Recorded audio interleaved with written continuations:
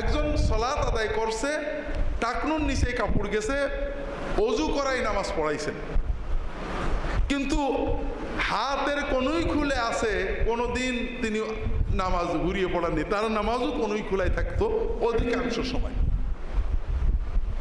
আমরা উল্টো বুঝে আছি, কেউ ছোট ছোট ফিকহি মশলাকে এত গুরুত্ব দিচ্ছে, রুকু সেজদার গুরুত্ব নেই। আবার কেউ জামা কাপড়ের গুরুত্ব দিচ্ছি, টাকনুর নিচে কাপড় পরেছে, কোনো চেতনা নেই। এটা আমাদের একটা সুন্নতের খেলাফ, বিদআতে পরিণত হয়ে গেছে।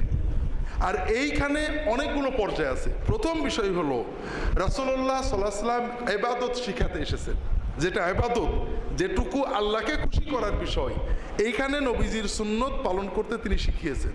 যেটা মুআমালাত, জাগতিক কাজ, অভ্যাস, এক্ষেত্রে সুন্নত পালন করলে সওয়াব আছে, না করলে গুনাহ নেই অধিকাংশ ক্ষেত্রে। কিন্তু